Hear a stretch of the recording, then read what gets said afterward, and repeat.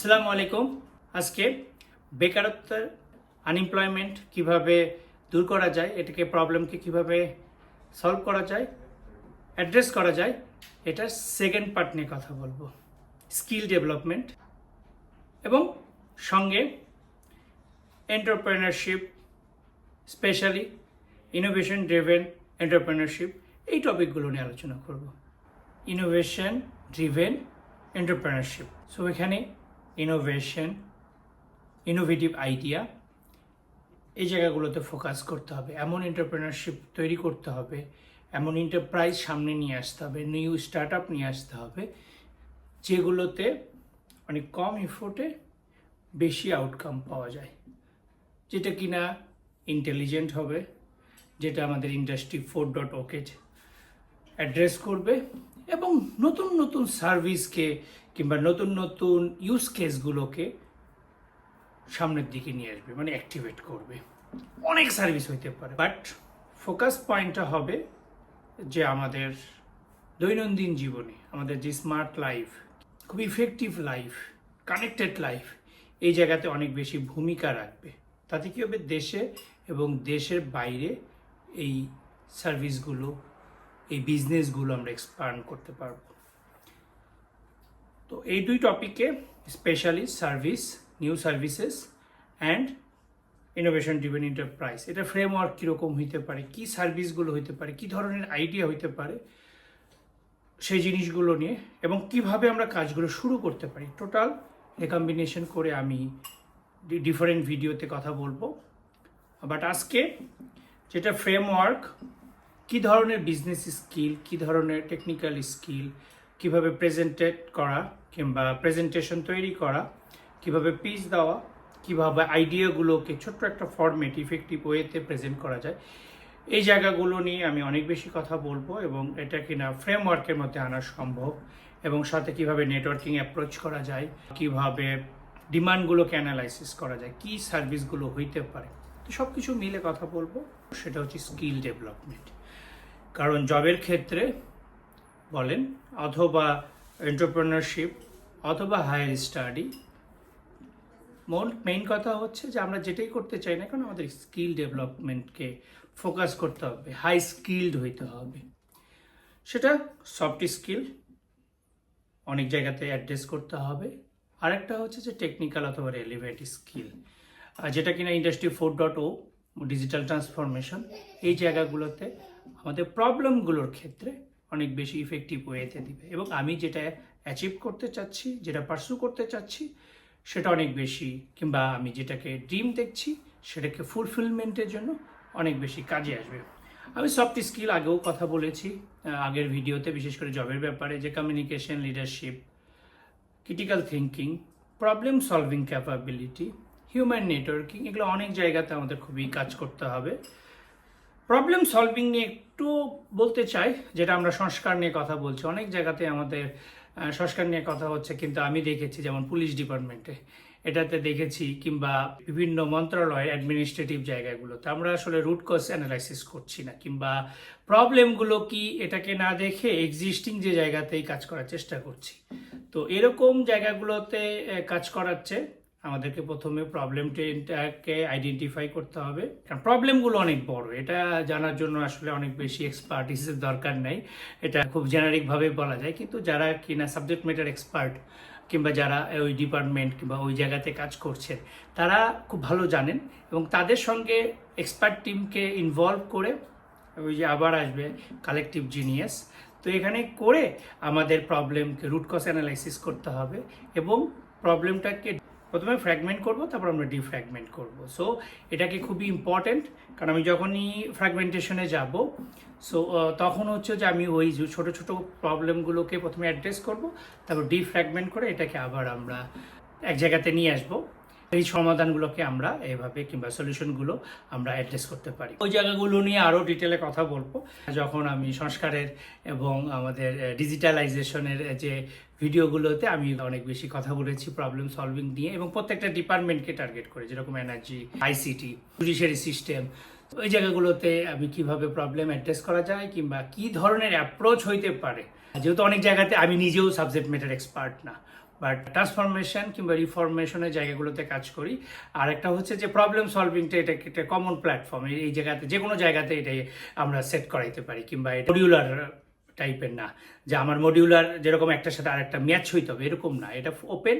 So আমি যে কোনো জায়গাতে যদি করি তাহলে আমি এটাকে অ্যাড করতে পারবো এবং ওই প্রসেসগুলোকে ফলো করে এরপরে হচ্ছে যে আমরা ওটাকে ফ্লেভার দিতে পারি, মানে চেঞ্জ এবং যে ট্রান্সফরমেশন ওই জিনিসগুলো করতে পারবো। আমি ওই টপিকগুলো নিয়ে কথা বলছি।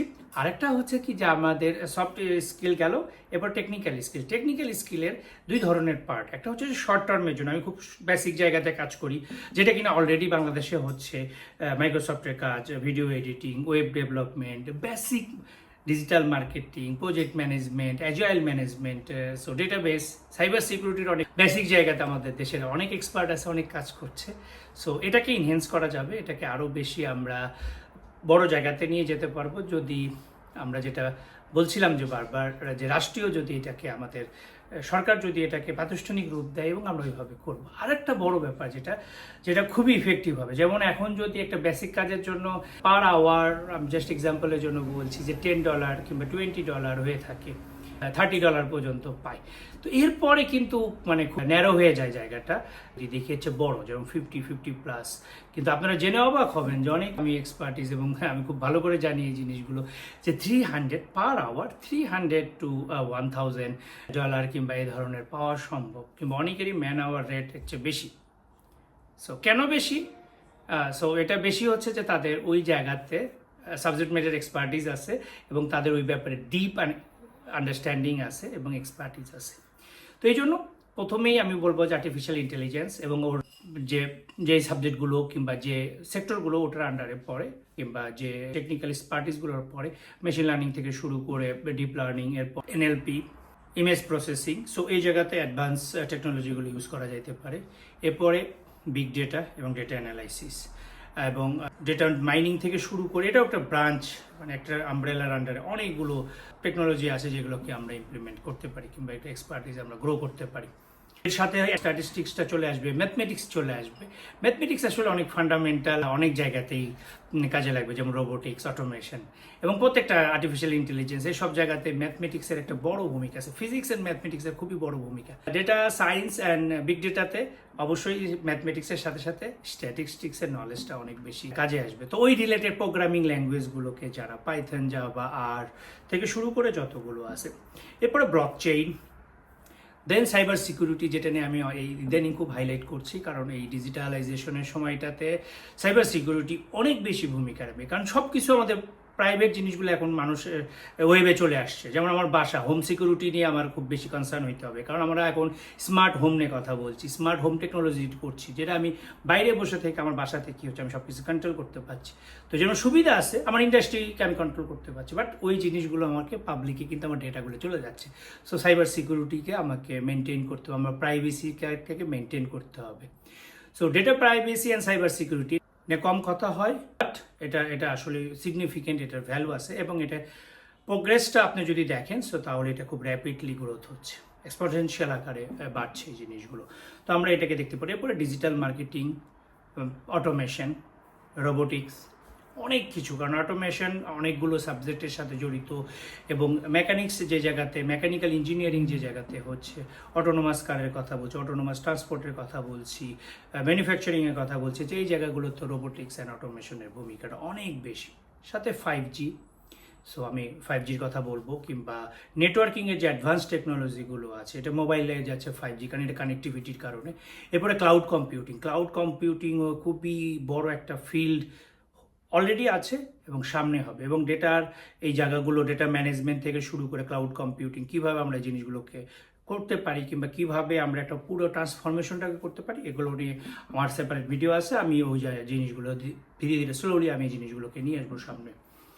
এরপরে আমি বলবো যে সফটওয়্যার ইঞ্জিনিয়ারিং, অফকোর্স এটাকে আরও বেশি অ্যাডভান্স লেভেলে নেওয়া যাইতে পারে। এটার সঙ্গে হচ্ছে ডেটা ইঞ্জিনিয়ারিং, এই সাবজেক্টগুলোকে আমরা করতে পারি। এরপরে হচ্ছিল এন্টারপ্রেনারশিপ পুরো ফ্রেমওয়ার্কটা নিয়ে কীভাবে একাডেমিক্যালি কাজ করা যায় এবং সাথে কিনে এটাকে প্র্যাকটিক্যাল ওরিয়েন্টেড করা যায়। কিন্তু আমাদের দেশে যেটা প্রবলেম হচ্ছে যে আমাদের অনেক দিন যাবৎ অনেক লোকজন এগুলো নিয়ে কাজ করছে, সো তাদের আউটকাম আগের ভিডিওগুলোতে বলেছি, বারবার নেগেটিভ কথা বলতে ভালো লাগে না, কিন্তু অ্যাক্টিভিটি ছিল কোনো ইফেক্টিভলেস, কিংবা আমাদের সোসাইটিতে খুব বেশি ইম্প্যাক্ট ফেলাইতে পারে না, বাট এটা কিন্তু হওয়া উচিত ছিল।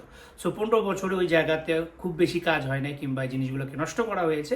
সো এই জিনিসগুলোকে আমি বলবো না যে ওগুলো রিফরমেশন করা দরকার, নতুন করে করতে হবে, কমপ্লিটলি নিউলি আমাকে ডেভেলপ করতে হবে, রিবিল্ড করতে হবে এবং ট্রান্সফর্ম করতে হবে। সো দুই অ্যাঙ্গেল এখানে কাজ করতে হবে। এখানে রিফরমেশন কিংবা সংস্কারের কাজটা বোধহয় খুব কম হবে, কারণ এটা নতুন করে না। আমরা হেলিকপ্টারের জন্য কাজ করছি, পেয়েছি ঠেলা গাড়ি, হ্যাঁ। তো এই ধরনের কাজগুলো, তো ঠেলা গাড়িকে আপনি খুব বেশি মেকানিজম করে হেলিকপ্টার বানাইতে পারবেন না। ইটস টেকনিক্যালি পসিবল, বাট এটার জন্য অনেক বেশি, তার চেয়ে সরাসরি হেলিকপ্টারই বানাইতে পারবো। সো আমি জাস্ট একটা মেটাফোর ইউজ করলাম এটাকে বোঝানোর জন্য। এরপর পিএলসি, ভার্চুয়াল পিএলসি, সাথে হচ্ছে তো যে real management, advance capacity to develop the leadership. So ওই জায়গাগুলোতে আমরা অনেক বেশি কাজ করতে পারবো। তো এই টোটাল যদি আমরা একটা ফ্রেমওয়ার্কের মধ্যে নিয়ে আসি, একটা হচ্ছে যে আমরা পার্সোনালি এটা শিখতে পারি, অথবা রাষ্ট্রীয় যদি এটা আমাদেরকে পসিবিলিটি হইতে পারে যে আমরা এটা নতুন করে ডেভেলপ করব। আইসিটি মিনিস্ট্রির আন্ডারে অথবা আমাদের ইউথ অ্যান্ড লেবার মন্ত্রণালয়গুলো আছে, যারা দায়িত্বে আছে, তারা কিন্তু এই জায়গাগুলোতে কাজ করতে পারে কিংবা একসঙ্গে কাজ করতে পারে। এবং এটার জন্য আমরা বিভিন্ন মানুষ এখানে পরামর্শ এখনও দিচ্ছি, ভবিষ্যতে এটাকে কিভাবে ফ্রেমওয়ার্কে আনা যায়, কিভাবে এটাকে গঠন করা যায়, কিভাবে স্ট্রাকচারালি করা যায়, কিভাবে স্ট্র্যাটেজি পলিসি, সব জায়গাতে আমরা ইনভলভ হইতে পারবো এবং হেল্প করতে পারবো without any benefit, without any recognition even. So এগুলো করা সম্ভব এবং করব আমরা। এগুলো আমরা এখন আমাদের ইউথরা কোথায় শিখতে পারি? তো এটা শেখার জন্য অনেক প্ল্যাটফর্ম আছে। প্রথমেই আমি বলবো যেগুলো ফ্রি, তো প্রথমেই ফ্রিতে আমি বলবো যে ইউটিউব থেকে শুরু করে আরও এরকম যেগুলো প্ল্যাটফর্ম আছে সেই জায়গাগুলোতে আমরা শিখতে পারি। অনেকেই ফেসবুকের ভিডিও দিয়ে অনেক কোচিং করাচ্ছে কিংবা ক্লাস করায়, সো তাদের ওখানে আমরা দেখতে পাই যেগুলো কিনা ভালো। এবং আমি একটা বাইরের কথা বলবো, কারণ কি ওই জিনিসগুলো অনেক স্ট্রাকচারালি উন্নত। তো এই জন্য ইউটিউব এর বিভিন্ন ব্লগ আমি আসলে শেয়ার করেছি এর আগে, যারা কিনা প্রোগ্রামিং থেকে শুরু করে বিভিন্ন টেকনোলজির উপরে কোর্স করায়। সো ওই জায়গাগুলোতে ফ্রি কোর্স করতে বলবো। সেকেন্ডলি আমি বলবো হচ্ছিল কোর্সেরার কথা। এখানে ফ্রিতে যদি যেগুলো, কারণ 7 দিনের জন্য রেজিস্ট্রেশন করে আসলে ফ্রি ক্লাস করা সম্ভব, আমি নিজে অনেক করেছি। সো এখানে সার্টিফিকেট হয়তো পাওয়া যাবে না, অনেক সময় পাওয়া যাবে, বাট মিক্সড এখানে সার্টিফিকেটটা আমার কাছে মুখ্য ব্যাপার না, কাজ শেখাটা মুখ্য ব্যাপার।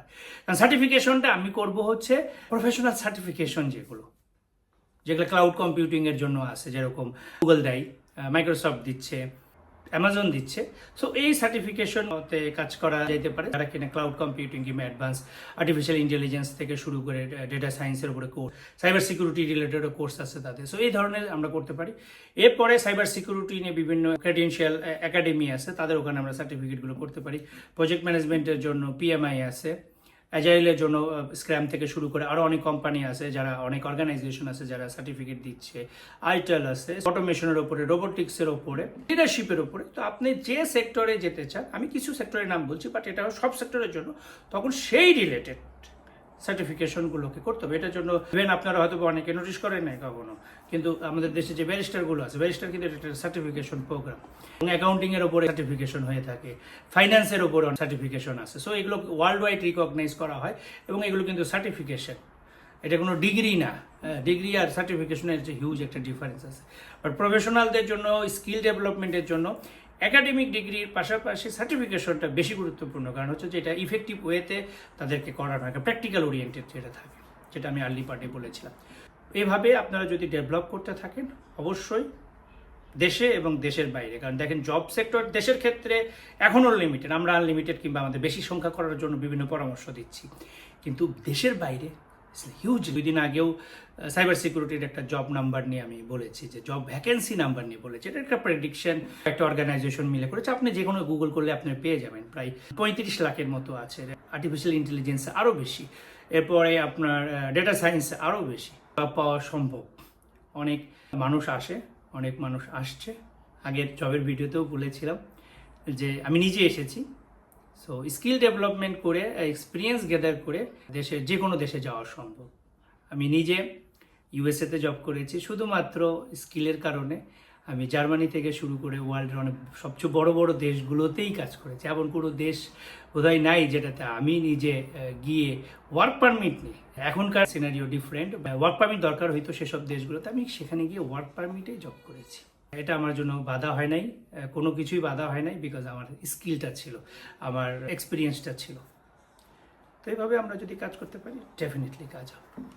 সো আজকে এই পর্যন্তই, আবার কথা হবে ইনশাল্লাহ। বাংলাদেশ জিন্দাবাদ, ইনকলাব জিন্দাবাদ। আল্লাহ হাফেজ।